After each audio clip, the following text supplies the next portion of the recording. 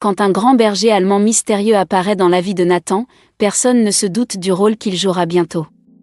Mais une nuit terrifiante, le chien sauve la famille Miller d'une invasion à domicile. Alors que les voisins louent cet acte héroïque, des questions se posent: d'où vient ce chien et pourquoi semble-t-il porter le poids d'un passé caché? La vérité laissera tout le monde bouche bée. La famille Miller venait d'emménager dans sa nouvelle maison. C'était un endroit calme, avec de larges rues et de grands arbres bordant les trottoirs. Jacques et Émilie espéraient que ce serait un nouveau départ pour eux et leur fils de 10 ans, Nathan. Nathan, cependant, n'était pas content. Son ancienne maison et ses amis lui manquaient. Maintenant, tout lui semblait étrange. Les autres enfants du quartier ne lui parlaient pas, et la maison lui paraissait trop grande et vide. Chaque soir, Nathan s'asseyait sur le porche, espérant qu'il se passerait quelque chose d'intéressant. Un soir, alors que le soleil se couchait et que les lampadaires s'allumaient, Nathan vit quelque chose bouger au bout de l'allée. Il plissa les yeux, essayant de mieux voir. Un grand chien se tenait dans l'ombre près des buissons. Sa fourrure était sombre et rêche, et il ressemblait à un berger allemand. Les yeux du chien brillaient faiblement sous les lampadaires. Nathan se figea un instant, ne sachant pas quoi faire. Il avait toujours aimé les chiens, mais il n'en avait jamais vu d'aussi gros auparavant. Le chien ne grogna ni n'aboya. Il restait juste là, à le regarder. Lentement, Nathan se leva et fit un pas en avant. « Eh, mon brave, dit-il doucement. Tu es perdu ?» Les oreilles du chien tressaillirent, mais il ne bougea pas. Il continua à le fixer, sa posture calme mais alerte. Nathan fit un autre pas en avant, mais avant qu'il ne puisse s'approcher davantage, le chien recula dans l'ombre et disparut. Nathan ressentit un étrange mélange de curiosité et de peur. Le chien ne semblait pas dangereux, mais il y avait quelque chose de mystérieux dans la façon dont il apparaissait et disparaissait silencieusement. Il rentra à l'intérieur, se disant que c'était probablement juste un chien errant. Mais cette nuit-là, il ne put s'empêcher d'y penser. Le lendemain, Nathan parla du chien à ses parents. « Peut-être qu'il cherche juste de la nourriture, » dit Jacques en déballant un carton dans la cuisine. « Sois prudent avec les chiens errants, Nathan, » ajouta Émilie. « Tu ne sais pas s'il est amical ou non. » Nathan hocha la tête, mais il ne pensait pas que le chien voulait faire du mal à qui que ce soit. Il y avait quelque chose de doux dans la façon dont il l'avait regardé. Il décida de le surveiller.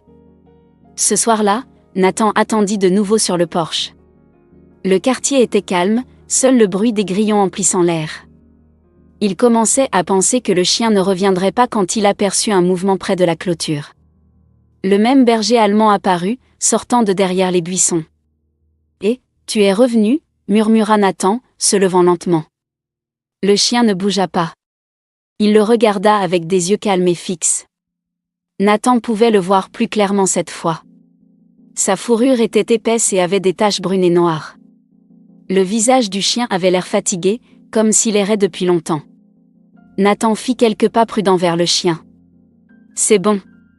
Je ne vais pas te faire de mal, » dit-il doucement. Le chien ne courut pas, mais il ne s'approcha pas non plus. Nathan remarqua avec quel soin il restait dans l'ombre, comme s'il ne voulait que personne d'autre ne le voie. Il se demanda si le chien avait été blessé ou s'il se cachait de quelque chose. « As-tu un nom ?» demanda Nathan, se sentant idiot de parler à un chien qui ne pouvait pas répondre. Le chien pencha légèrement la tête, comme s'il le comprenait. À ce moment-là, le bruit d'une voiture approchant fit dresser les oreilles du chien. Quelques secondes plus tard, les phares de la voiture de Jacques balayèrent l'allée alors qu'il se garait.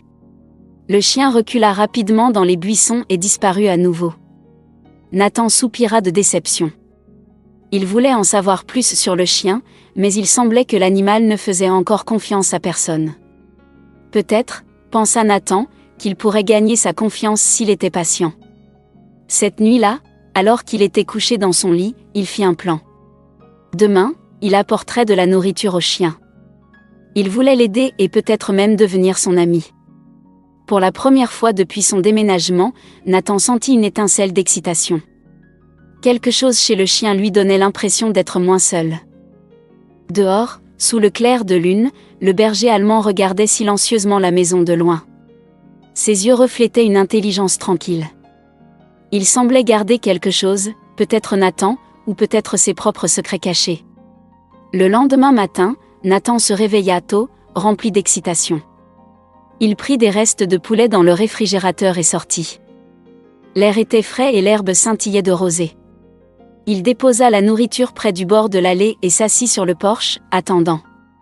Pendant longtemps, rien ne se passa. Les jambes de Nathan commencèrent à se sentir raides à force d'être assis, et il se demanda si le chien était parti. Mais juste au moment où il allait rentrer à l'intérieur, il vit une ombre bouger près des buissons.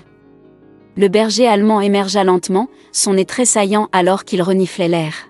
« Eh, c'est bon, » dit doucement Nathan, essayant de ne pas bouger trop vite. « C'est pour toi. » Le chien hésita, ses yeux fixés sur Nathan. Puis, prudemment, il fit un pas en avant. Nathan retint son souffle alors que le chien s'approchait de la nourriture. Il garda les yeux fixés sur Nathan tout le temps, prêt à courir si quelque chose semblait mal. Finalement, il attrapa un morceau de poulet et recula de quelques pas, mâchant rapidement. Nathan sourit. « Tu vois ? Je ne vais pas te faire de mal. » Au cours des jours suivants, Nathan répéta cette routine. Chaque fois, le chien semblait un peu plus à l'aise. Il ne laissait toujours pas Nathan s'approcher trop près, mais il ne s'enfuyait plus aussi vite. Nathan sentit un lien grandissant avec l'animal. Il se demanda d'où il venait et pourquoi il semblait si prudent avec les gens. Un soir, après que Nathan eut laissé de la nourriture pour le chien, il s'assit sur le porche et regarda les étoiles. Le quartier était paisible et calme, mais quelque chose semblait différent. Il y avait une étrange tension dans l'air qui le mettait mal à l'aise. Plus tard dans la nuit, bien après que Nathan soit allé se coucher, un bruit brisa le silence. C'était faible au début, un bruissement provenant de la cour arrière. Puis vint le grincement de la porte poussée. Émilie, qui lisait dans le salon, se figea. Elle écouta attentivement et entendit des pas à l'extérieur. « Jacques » murmura-t-elle, réveillant son mari. « Je crois qu'il y a quelqu'un dehors. » Jacques se redressa, alerte. Il se déplaça silencieusement jusqu'à la fenêtre et jeta un coup d'œil à l'extérieur, mais il ne vit rien. Puis, soudain, un aboiement fort et féroce brisa le silence. C'était profond et puissant, résonnant dans la nuit. D'autres aboiements suivirent, rapides et urgents. Nathan se réveilla, le cœur battant. Il courut à la fenêtre et vit le berger allemand debout près de la clôture, son poil hérissé.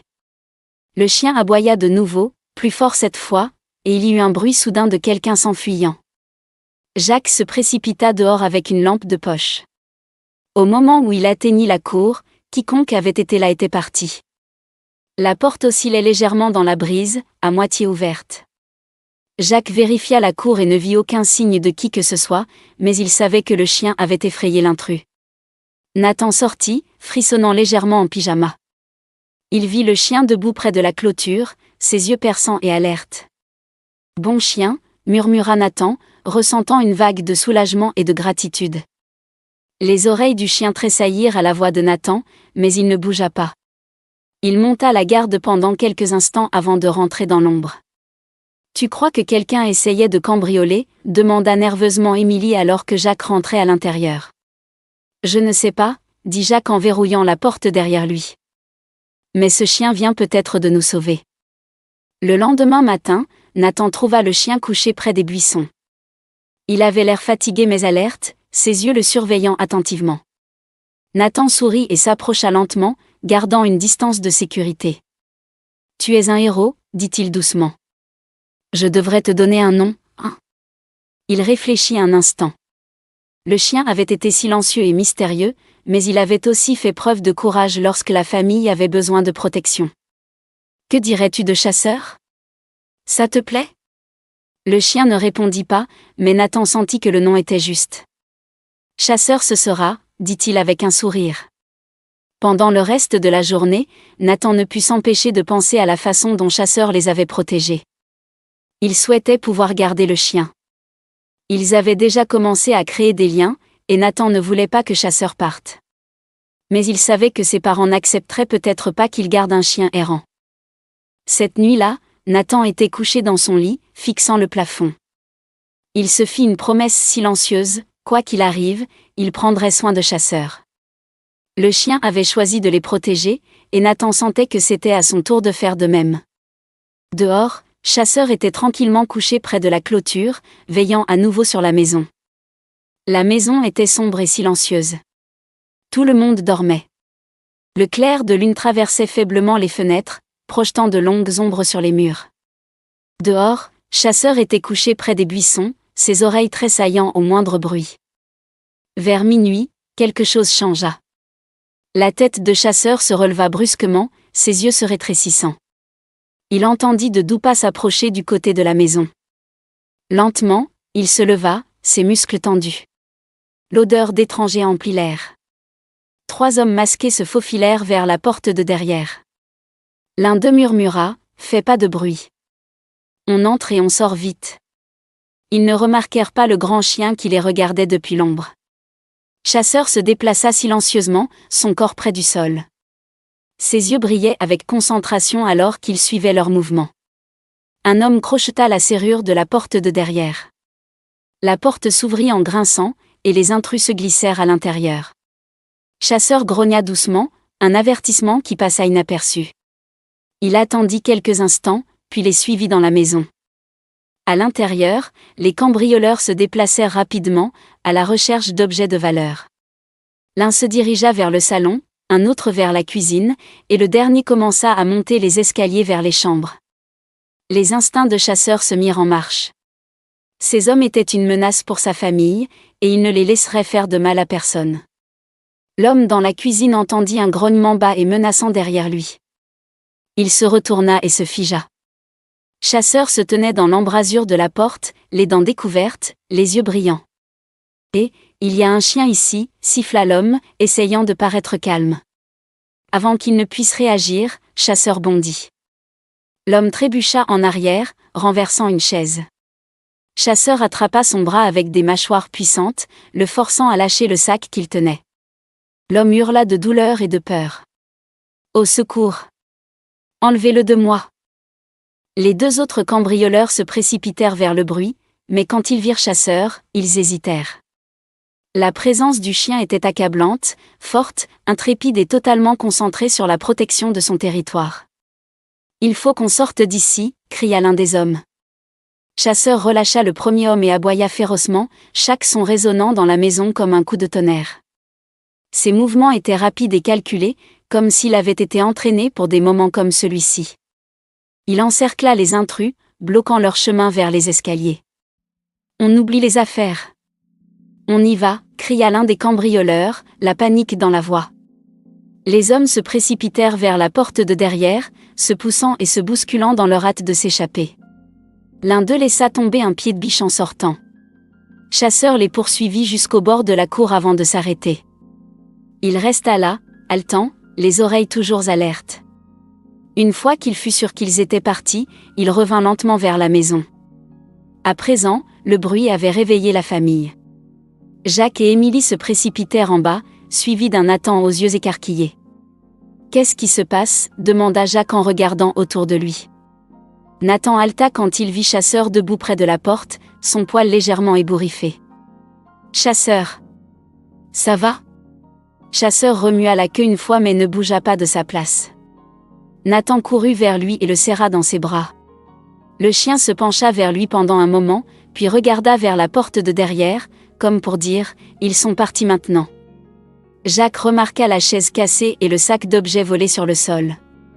Il vit aussi le pied de biche qui traînait juste à l'extérieur. Son visage se durcit de compréhension. « Quelqu'un s'est introduit », dit-il doucement. La main d'Émilie vola à sa bouche. « Oh mon Dieu ! Ils auraient pu nous faire du mal. » Mais Chasseur les a arrêtés, dit fièrement Nathan en caressant le poil du chien. « Il nous a sauvés. » Jacques hocha la tête lentement. « C'est vrai. S'il n'avait pas été là. » Il ne termina pas la phrase. Au lieu de cela, il s'agenouilla et regarda Chasseur dans les yeux. « Merci, mon brave. Tu as protégé ma famille. » Chasseur soutint le regard de Jacques pendant un moment avant de baisser légèrement la tête, comme pour reconnaître la gratitude. La police arriva peu après. Ils collectèrent les preuves laissées derrière, y compris les empreintes digitales sur le pied de biche et le sac. L'officier responsable parla à Jacques. On dirait que votre chien les a fait fuir avant qu'ils ne puissent rien prendre. Il nous a peut-être donné suffisamment d'indices pour les attraper, dit l'officier. Nathan ne pouvait pas arrêter de sourire. Il était fier de Chasseur et reconnaissant que le chien avait choisi de rester avec eux. Alors qu'il était couché dans son lit ce soir-là, il pensa à quel point Chasseur avait été courageux. Il n'y avait aucun doute dans l'esprit de Nathan maintenant, Chasseur était plus qu'un simple chien errant. Il était leur protecteur, leur gardien silencieux. Le jour qui suivit le cambriolage fut différent. Chasseur était devenu un héros. Les voisins qui avaient entendu l'histoire vinrent remercier les Miller et admirer le chien qui avait sauvé la famille. Jacques et Émilie étaient reconnaissants de la présence de Chasseur, et même s'ils restaient prudents avec les étrangers, ils restaient près de Nathan, comme pour veiller sur sa nouvelle famille. Le lendemain matin, Nathan se réveilla dans un silence étrange. Le bruissement habituel des pattes sur le porche manquait. Il se précipita dehors, appelant Chasseur, mais il n'y avait aucun signe du chien. Il vérifia la cour, l'allée et même les bois qu'ils avaient explorés ensemble. Rien. C'était comme si Chasseur avait disparu sans laisser de traces. Peut-être qu'il est juste parti se promener, dit Jacques, essayant de rassurer son fils. Il reviendra. Mais les jours passèrent, et Chasseur ne revint pas. Nathan laissa de la nourriture dehors chaque soir, espérant que le chien réapparaîtrait. Chaque nuit, il restait éveillé plus longtemps, s'efforçant d'entendre le bruit familier des pattes sur l'allée, mais tout ce qu'il entendait était le vent murmurant à travers les arbres. Au fil du temps, Nathan finit par accepter que Chasseur était parti. Ce n'était pas facile. La façon dont Chasseur lui avait tenu compagnie silencieusement lui manquait, et la façon dont la présence du chien avait donné l'impression que la nouvelle maison était chez lui. Pourtant, au fond de lui, il comprenait. Chasseur avait été comme un gardien, silencieux, fort et mystérieux. Peut-être avait-il une autre famille à protéger maintenant, quelqu'un d'autre qui avait plus besoin de lui. Un soir, alors que Nathan était debout sur le porche, il leva les yeux vers les étoiles et sourit doucement. « Merci pour tout, Chasseur », murmura-t-il. Le vent agita les branches des grands arbres, et pendant un instant, Nathan pensa qu'il voyait une ombre bouger près du bord de la cour. Mais quand il cligna des yeux, elle avait disparu. Pourtant, il ressentit un étrange sentiment de paix. Nathan ne revit jamais Chasseur, mais chaque fois que le vent murmurait à travers les arbres la nuit, il se demandait si son gardien silencieux veillait toujours sur eux de loin.